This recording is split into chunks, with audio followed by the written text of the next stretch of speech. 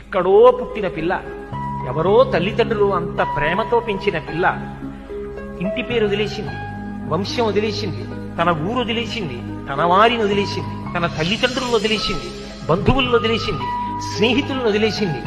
ముక్కు ముఖం తెలియని నా కొడుకు చిటికిన వేలు పట్టుకుని నా ఇంటికి వచ్చింది. తాను మరణ సదృశమైన వేదన పొంది ప్రసవాన్ని పొందింది. నేను తాతనయ్యానని తాను పొంగిపోతాను. నా వంశాన్ని నిలబెట్టింది. మా మామగారు బాగుండాలని కోరుకుంది, మా అత్తగారు బాగుండాలని కోరుకుంది. తాను నోము చేస్తే, వ్రతం చేస్తే నా భర్త దీర్ఘాయుష్మంతుడు కావాలని అడిగింది. నిద్ర లేచి మంగళసూత్రం కళ్ళకద్దుకుంటే మా ఆయన బాగుండాలని కోరుకుంది. నా కొరకు ఆమె ఏం అడగల. తన అత్తవారి కొరకు, పుట్టింటి కొరకు. ఆ పిచ్చి తల్లి ఎక్కడో పుట్టిన పిల్ల నా ఇంటికొచ్చి ఇన్ని చేసిందే, ఆ పిల్లగా నాకెక్కువ, నా కొడుకు ఎక్కువ అంటే ఆ పిల్లే నాకెక్కువ, నా కోడలే ఎక్కువ. అందుకే నా తండ్రి నీకు మామ, నా అన్న నీకు బావ, తండ్రితో సమానం. నా తమ్ముడు నీకు మరిది.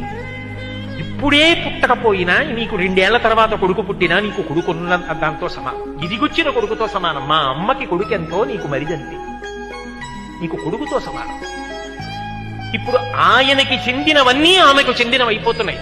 అర్థమంతా ఆమెదే. Download ShareChat.